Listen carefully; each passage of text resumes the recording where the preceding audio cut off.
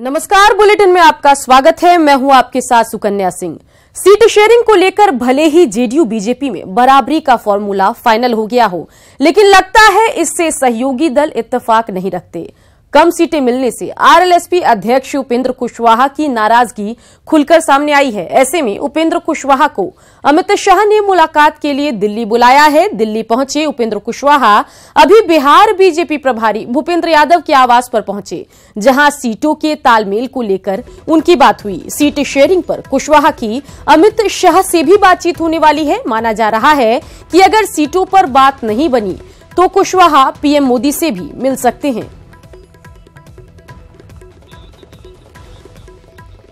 चलिए सीधा रुख करते हैं दिल्ली का, जहां से हमारे संवाददाता दिवाकर हमारे साथ जुड़ गए हैं। दिवाकर, ऐसा लग रहा है कि आज शायद मुलाकातों के दौर के बाद सीट शेयरिंग का जो पेच फंसा हुआ है, या इस चीज को लेकर क्लैरिटी नहीं है कि कुशवाहा एनडीए के साथ जाएंगे आगामी चुनाव में या अलग कुछ रास्ता देखेंगे, इसको भी लेकर आज चीजें साफ हो जाएगी। क्या कुछ चल रहा है, क्या कुछ कर रहे हैं उपेंद्र कुशवाहा दिल्ली में, बताइए।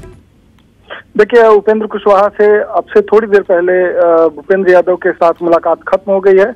उपेंद्र कुशवाहा 11:30 बजे भूपेंद्र यादव के आवास पहुंचे। उनकी कुछ मिनटों की मुलाकात हुई और इसके बाद सीधे उपेंद्र कुशवाहा यहां से निकल गए हैं। उन्होंने मीडिया से कोई बातचीत नहीं की और उन्होंने पहले मीडिया से बिना कैमरे के बातचीत की, तो उन्होंने ये कहा, कल वाली बात उन्होंने दोहराई कि अगर उन्हें जरूरत पड़ेगी तो नरेंद्र मोदी से, प्रधानमंत्री नरेंद्र मोदी से मुलाकात करेंगे। तो कहीं ना कहीं ये बातें संकेत कर रही है, इशारा कर रही है कि उपेंद्र कुशवाहा की बातचीत ट्रैक पे नहीं है, यानी पटरी पे नहीं है। और आज जो भूपेंद्र यादव से उनकी मुलाकात हुई है उसमें कहीं उपेंद्र कुशवाहा को मायूसी हाथ लगी है।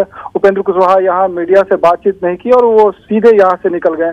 तो अब आगे की उनकी रणनीति क्या होती है, वो अमित शाह से मिलते हैं भूपेंद्र यादव, और उनकी मुलाकात में अमित शाह से मिलने का कोई समय मुकर्रर किया गया, क्योंकि हमारे सूत्र बता रहे हैं कि आज उनकी अमित शाह से कोई मुलाकात संभव नहीं है। अभी तक उनको अमित शाह से मिलने का कोई वक्त मुकर्रर नहीं किया गया है उनके लिए।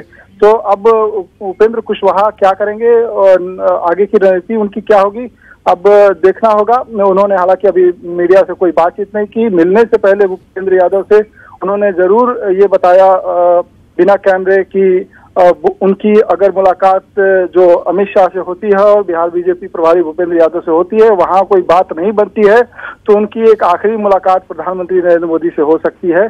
सीटों के तालमेल को लेकर उन्होंने कहा कि उनके सामने कोई तस्वीर या कोई खाका नहीं रखा गया है। वो चाहते हैं कि उनको जो उनके हिस्से की सीटें हैं वो बताई जाए। जब चीजें साफ होगी तो वो आगे का रास्ता तय करेंगे। जी चलिए, नजर बना के रखिए दिवाकर। तमाम जानकारी के लिए आपका शुक्रिया।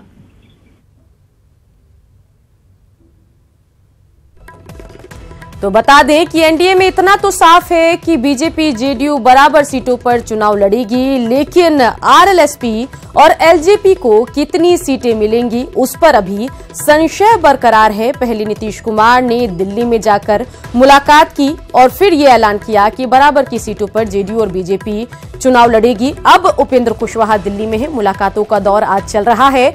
देखना होगा कि आरएलएसपी आगामी चुनाव में कितनी सीटों पर अपना दावा पेश कर पाती है।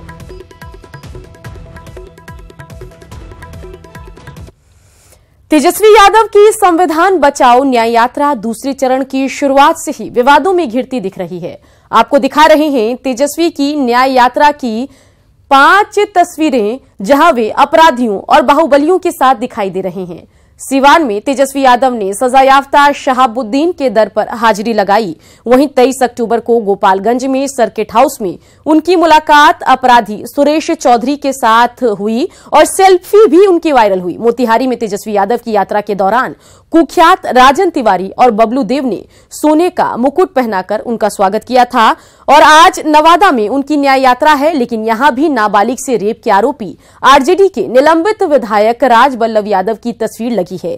तेजस्वी अपने संबोधन में बिहार में लचर लॉ एंड ऑर्डर पर हमलावर दिखते हैं, लेकिन खुद अपनी यात्रा में उन्हें बाहुबलियों का साथ भा रहा है।